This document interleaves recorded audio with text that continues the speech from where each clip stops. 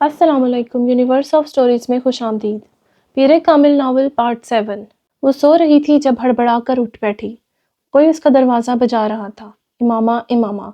वसीम दरवाज़ा बजाते हुए बुलंद आवाज़ में इसका नाम पुकार रहा था। क्या हुआ है, क्यों चिल्ला रहे हो? दरवाज़ा खोलते ही उसने कुछ हवास बाख्तिकी के आलम में वसीम से पूछा, जिसका रंग उड़ा हुआ था। फर्स्ट एड बॉक्स है तुम्हारे पास? वसीम ने इसे देखते ही फौरन पूछा। हाँ क्यों? वो मजीद परेशान हुई। बस इससे लेकर मेरे साथ आ जाओ, वसीम ने कमरे के अंदर दाखिल होते हुए कहा। क्या हुआ? इसके पैरों के नीचे से जैसे ज़मीन खिसकने लगी। चूचू ने फिर खुदकुशी की कोशिश की है, अपनी कलाई काट ली है। इसने मुलाजिम आया हुआ है नीचे इसका, तो मेरे साथ चलो। इमामा ने बेख्तियार इत्मीनान भरा सांस लिया। तुम्हारे इस दोस्त को मेंटल हॉस्पिटल में होना चाहिए, जिस तरह की हरकतें करता फिरता है। इमामा ने नागवारी से अपने बेड पर पड़ा हुआ दुपट्टा ओढ़ते हुए कहा।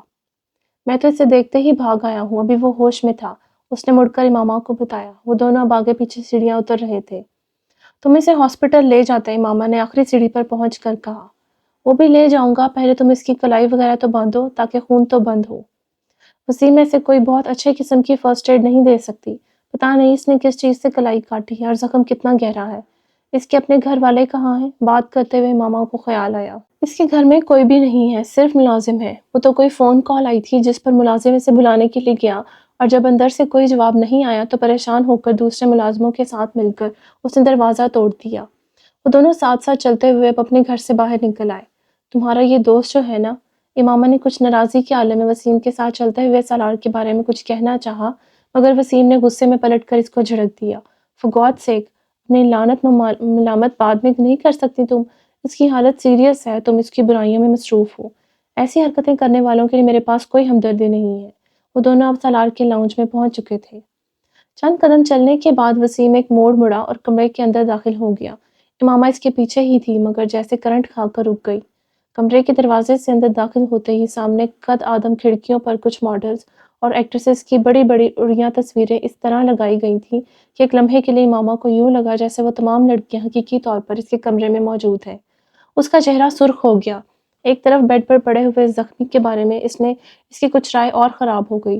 वो तस्वीरें इसके इर्द किरदार की पस्ती का एक और सबूत थी, और कमरे में 3-4 लोगों की मौजूदगी में इसके लिए वो तस्वीरें खासी खुफ्त और शर्मिंदगी का बायस बन रही थी।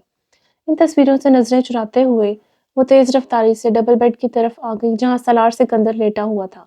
वसीम इसके पास बेड पर बैठा फर्स्ट एड बॉक्स खोल रहा था, जबकि मामा का बड़ा भाई सलार की इस कलाई को बेडशीट के लिए एक लटके हुए कोने के साथ दबाकर खून रोकने की कोशिश कर रहा था, जबकि खुद सलार नशे में डूबे हुए किसी इंसान की तरह अपना हाथ छुड़वाने की कोशिश कर रहा था।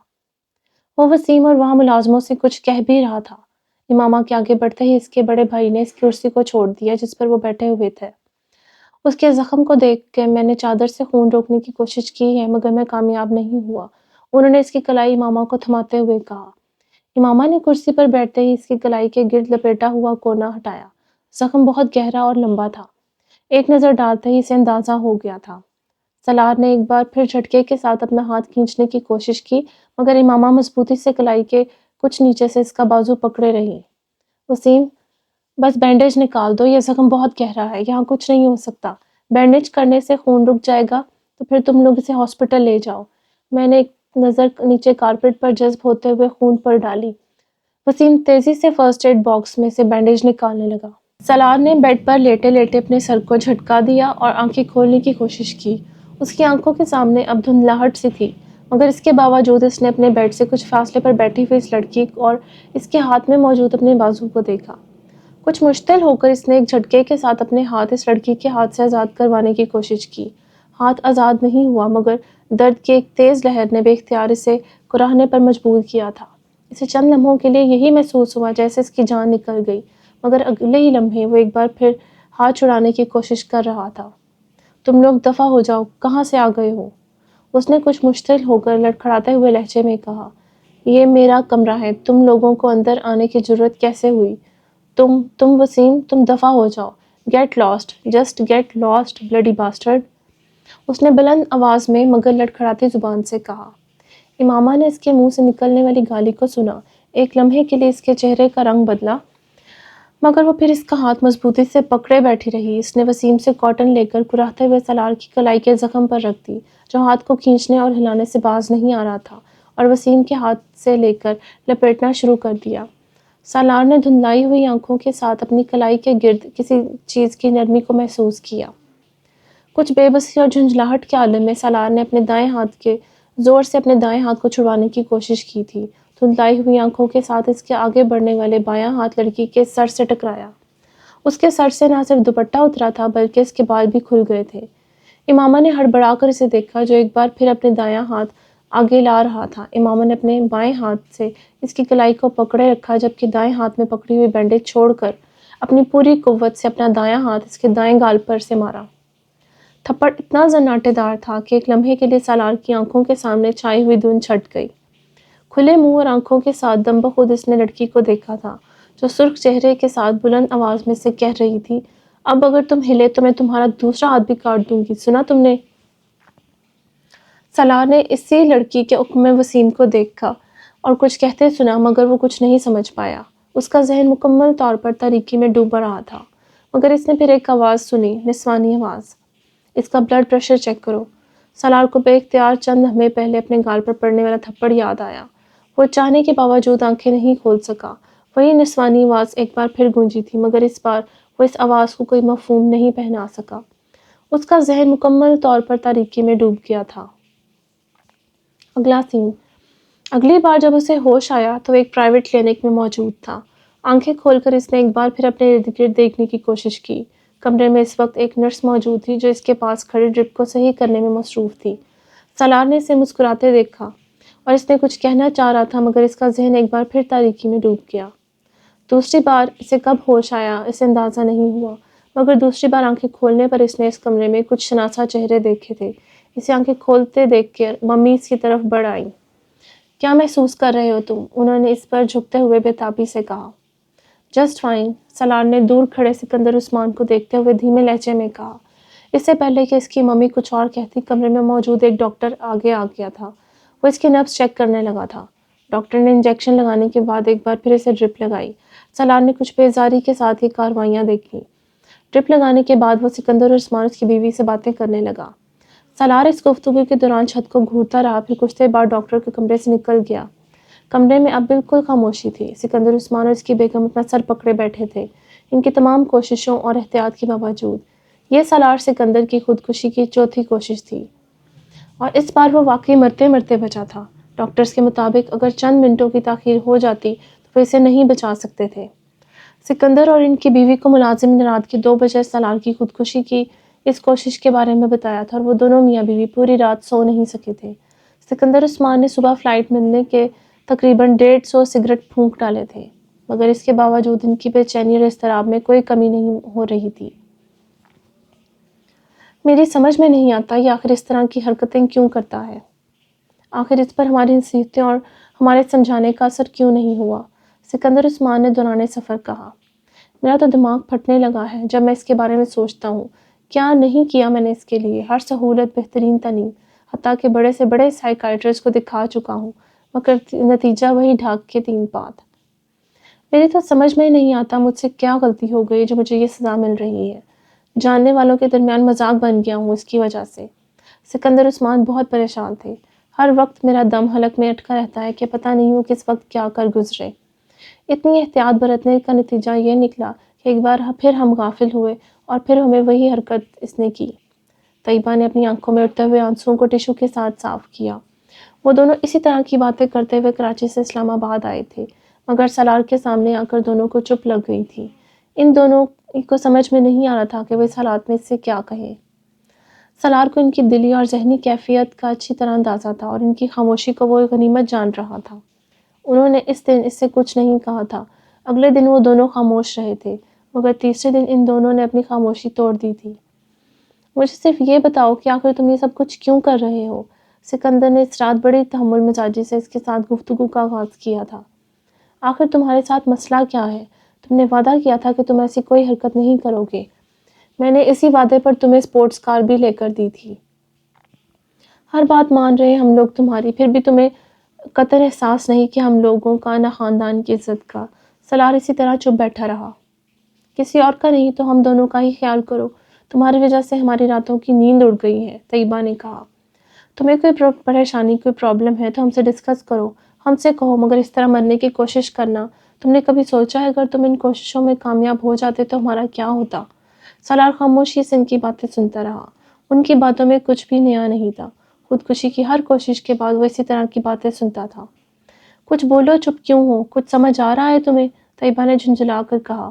وہ انہیں دیکھنے لگا۔ ماں باپ کو اسی طرح ذلیل کر کے بڑی خوشی ملتی ہے تمہیں؟ اس قدر شاندار مستقبل ہے تمہارا اور تم اپنی مکانہ حرکتوں سے اپنی زندگی ختم کرنے کی کوشش کر رہے ہو۔ لوگ ترستے ہیں اس طرح کے اکیڈمک ریکارڈ کے لیے۔ سکندر عثمان نے اس کا اکیڈمک ریکارڈ یاد دلانے کی کوشش کی۔ سالار نے بے اختیار ایک جمائی لی۔ وہ جانتا تھا کہ اب وہ اس کے بچپن سے لے کر اب تک کی تمام کامیابیوں کو دہرانا شروع کریں گے، اور ایسا ہی ہوا۔ اگلے 15 منٹ اس موضوع پر بولنے کے بعد انہوں نے تھک ہار کر پوچھا، آخر تم کچھ بول کیوں نہیں رہے؟ کچھ بولو۔ میں کیا بولوں؟ سب کچھ تو آپ دونوں نے کہہ دیا ہے، سالار نے کچھ اکتائے ہوئے انداز میں کہا۔ میری زندگی میرا پرسنل معاملہ ہے۔